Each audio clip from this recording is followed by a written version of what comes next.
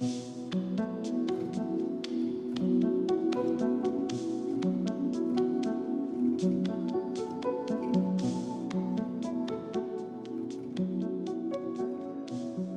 everyone, it's Greg with Aquapore. I'm here with Josh, our product engineer, and we're getting together today to give you all a quick update and just kind of talk about progress over the last couple weeks on our permeable concrete technology. Josh, how are you? I'm doing good. It's a little chilly out here in Spokane, but we love it. Yeah, it is definitely winter is lurking here.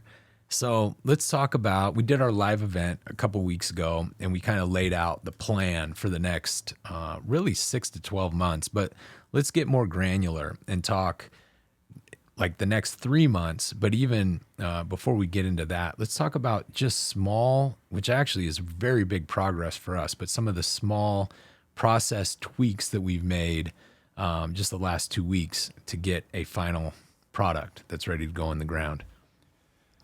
So, on the processing side, the finishing side, and the making side, basically we've got a mixed design dialed in now where we can have reproducibility and we can control the type of product we're going to have. Because like we've said before, we have kind of a suite of products. It's going to depend on the application. But one of the recent advancements we've made has to do with the actual finish of the product, and it's to increase water flow by breaking up surface tension. That's really interesting. I want to dive into this because one thing about this technology I think that's unique that we've talked about before is the pore size. And this product is more like a hardscape filter than anything else. And so a lot of times people ask, what's the difference between Aquapore's material and say pervious concrete or porous asphalt, these other solutions that have been out there? They're not widely used because they are prone to clogging. They clog up very easily. So talk to all of us a little bit about the pore size and first of all, how small it is and what that means. Give us some context maybe. So our pore size is, I say 10 microns minus because we've got a range, but you're looking at about 10 microns is going to be the largest pore size in our material. And if you guys are familiar with capillary action, that has to do with the hydrogen interactions on the inside of surfaces with water. And so water can actually move energy free. It's how trees get water all the way up to the top without spending any energy. So because our pores are small enough that water can interact with the edges pretty well, we get capillary action. Now that's a good thing, but the downside is when you add in surface tension. So surface tension is the stickiness of water. The water wants to hold itself together. That's why it forms droplets and a meniscus on the edge of a glass. So the bottom of our brick, we're using gravitational forces to help move the water through as well as capillary forces. But when the whole brick is saturated and you get a web of water in there interacting, it becomes so sticky just by holding on to itself that gravity is not enough to break that netting. So we use a coarse finish to disrupt the interaction of the water molecules and kind of break them into smaller sample sizes. And then there is a net reduction in the surface tension, and that equates to a better flow. Yeah, higher flow rates. So everyone, you just got a nice little science deep dive. But I think now framing this in the context of going to market and what this means, this is, if it is like a hardscape filter, what we're looking at is different ways that we can implement this within existing paved infrastructure. So instead of replacing like a whole street, for example, or even a whole sidewalk section, you could have this in different areas in a design that takes on water, but it doesn't have to be, the whole paved surface. Is that correct? That's correct. The flow rate, preliminary flow rates that we are seeing with the product, you wouldn't need to replace the entire hard surface. You would need to replace a percentage of that hard surface. And ideally, you would put it into a high water traffic zone. So you would maximize the amount of water going through it and also maximize its filtration capabilities on that water going through it. Yeah. It is a very interesting technology in that from that standpoint. So as we look ahead, we were in late November going into early December now. What is the plan, do you think, for the next month in terms of product development? So right now we're in the final stages. We've got the whole process down and it's repeatable and we have a solid product at the end of it. So now we're going to slowly start scaling up, doing larger pours. We've got a lot of different types of molds right now, but we're trying to focus on our key interlocking pavers and a 12 by 12 paver, just because those are very commonly used in the paver world. Yep. So we want to start with general, and then we'll work our way up. But getting to the point where we can do multiple pours on the same day, that's coming up here soon. And just being able to handle large batches and control all the details of it. Because Yeah. right now we're doing micro scale and now we've scaled up. But to go to the next scale, you got to have quality control checks. And that's what I've been developing is all these quality control checks so that when somebody else is going to make this, they can do it right every single time. And it's not rocket science, but there is some tricks to it. Yeah, it's hard work. It's exciting. We're very excited internally here about the progress we've made and where we're going with this. We do have plans to get maybe a couple small sample demonstration projects in the ground that we'll do on our own before we go out and take on our first projects. But we do our sales funnel or our project funnel is filling up. And so that's something that we take very seriously, obviously, before you go into any of these larger scale projects, having everything dialed in. And so very excited about the next several weeks. Yep. Getting these micro projects in the ground this winter, just so we can see what winter does to them, assess the flow, assess the strength, freeze thaw sort of issues. That's going to be big for us. And so I'm looking forward to getting that done. We've got our private paver expert and he's ready to go. So Yep. I'm going to start making the material to get the first one of those projects in the ground early next week, ideally. And then we'll just keep pumping away at that. Yep. Yeah, it's exciting. We've gotten some inquiries too over the last week or so that are bigger potential strategic opportunities with different entities, whether they're in heavy civil contracting or engineering, and so we're looking very closely at those. And we just want to be clear with everyone that before we go to market and take on these first projects, we want to have all our ducks in a row, because obviously you get kind of one shot when you go out. And so when we go out and do that, we want to make sure that we launch properly. And so very excited about the next couple weeks. And kind of to that tune, as the scientist on board, you have to do it wrong before you know that the way you're doing it is right. I know that kind of sounds backwards, but that's why we've tried so many different things and we've had a ton of success. We've learned a bunch, but you learn the most from your failures.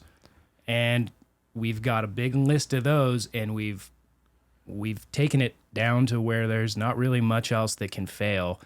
Now we're feeling confident because, like Greg said, as soon as you go to market and people start asking, if you can't supply that, Yep. you've lost customers, and we want to avoid that. Yep. There's a lot of infrastructure, I guess, operational infrastructure that we're getting put into place that is very important. And that all happens kind of behind the scenes, but we want to give everyone a feel for how we're going about this. And you're exactly right. I mean, once you go to market, you want to be almost perfect when you're dealing with, the physical world, obviously, and heavy civil contracting. So very looking forward to, again, these next couple weeks as we start churning out more product. I wish I brought an example here just to kind of hit home that capillary action that I was describing and then how it relates to the size of the tube or pore that the water's moving through. But if you guys get a 1-inch straw, a half-inch straw, and a quarter-inch straw, and you put them in a glass of water, the skinnier straw is going to have water farther up it. That's because the smaller the pore size, the more interaction with the hydrogen bonds in the side of the vessel or tube or pore that the water has. Thus, it can climb higher for no energy. So because our pores are 10 microns less, we get a huge interaction with water, and that's going to be big for pulling water even when the surface is slightly covered with suspended solids, mud, dirt. I mean, obviously, if you put a plastic bag on there, plastic bag's going to stop it. But that's why this filter is unique. When you're doing extremely small filtration in biology, for example, you're using filters that are so small that liquids can't actually move through them because of the tension of water. So you have to apply a vacuum to it in order to, say, filter some cell culture media or something like that. And we are in between that size range. So if we put a vacuum on the bottom, yeah, it would go faster and you would get this incredible filtration. But by breaking up the surface tension with a coarse finish, we make it so gravity can give that little extra push and start pulling water through. And then when the brick is actually laid in the ground, it's going to interact with all the substrate. And we could get into water potential, but depending on what that substrate is, you're going to create a gradient, and then the flow starts and it continues, kind of like a siphon. Once the flow is going, you have no resistance, and the water is going to move freely. And so a couple of the things that we've really been trying to dial in is how to get that flow started quickly and how to maintain that flow in like a big storm event. And we've got all that dialed in now. So I'm feeling really good about the flow testing and the filtration testing. Yep. It's a big deal because these other incumbent technologies, these other permeable technologies, they've never been able to claim anything close to filtration. And so there's some testing we're going to do later. It's pretty expensive, but it's going to be well worth it. I think there's a great ROI on doing that through state entities that basically prove the water quality after it goes through the material.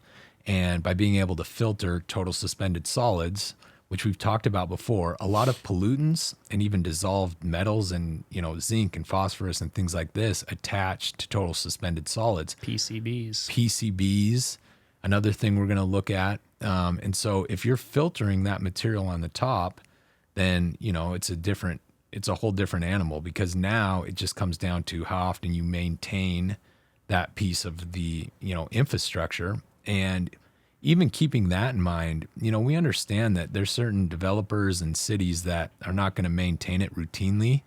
We've created our product with service factors to know that even if it gets down to 10 inches or 5 inches of permeability per hour, you're still able to take on a 100-year storm event. And so that's very important as well. Yeah, I was already going to ask, that was going to be the question about the filtration and other permeable options. I was at Finch Arboretum last week, and we were walking around there, and then in the front of the park, there's a little sign that said that they work with, they have permeable asphalt there, and it's like they're highlighting it, and I was like, oh, is this? I didn't know if it was. I don't think it's you. I don't think it's Aquapore. But then I was just thinking, when you've been talking about the filtration and do other permeable surfaces not do filtration? Is it just it just lets water pour through it and it's just that's the benefit of those versus yours is literally taking out bad stuff. I mean, for lack of a better term. Yep, you're exactly right. And so really when we started developing the technology, what we knew was we needed a product that was permeable, obviously. It had to be strong and durable. But the main thing, and I think the Achilles heel for these other permeable technologies, is the fact that they clog up very quickly. The problem is not only does the surface clog up, but then it gets into the subgrade and the substrate, and that clogs up. And so for our technology, you're filtering onto the surface. If over time it clogs up, the other advantage is it's all precast and it's very easy to just rip up and replace, and it's pretty low cost to do so. And so we think that's kind of the I don't want to say the holy grail, but it's something that we think gives us a major competitive advantage over those other technologies. Absolutely. Because in that sort of event, you're replacing a filter, not replacing the entire system. You don't gunk up the whole system downstream. You keep it all locked in and above. You know, some of it will get into the paver eventually, and that will contribute to the clogging, but those are lifespan issues. Yep. You pull that whole thing out, you throw it away, and you replace it, and there's nothing below. So one of the examples in Spokane here, we used to have, well, we do have railroads, but the PCB contamination from the railroads, we also have a beautiful river. We're lucky here in Spokane, but a lot of those PCBs are on the top of the hill and the river is on the bottom of the hill. So every time it rains, when rainwater moves down the hill, it's dragging PCBs with it. Yep. You could use aquapore as a filtration buffer on the side of the hill, and as the water goes through it, it clogs it up, fills it up with the total suspended solids, which are carrying those PCBs. And then you can take that contaminated filter and you can throw it in the garbage. This is what you do with filters. You throw them in the garbage when they clog and you put a new one in. And so that's Yep. a great local application. Yeah, keep those chemicals out of main bodies of water, obviously. And that's kind of our whole mission, right? Is to keep water systems clean. And there's a lot of different ways we can do that. I think the other thing to think about now, I want to talk flow rates for a second. What do you think the upper limit of our flow rate will be with this technology? 25 inches an hour all day long for upper rates. Just like permeable asphalt and concrete, the more porous you make it, the less strength you have just physically. Yep. And so depending on the amount of water you're foreseeing, or if it's put in a high traffic zone where it needs more strength, you're going to have to cater that. But I think the state minimums for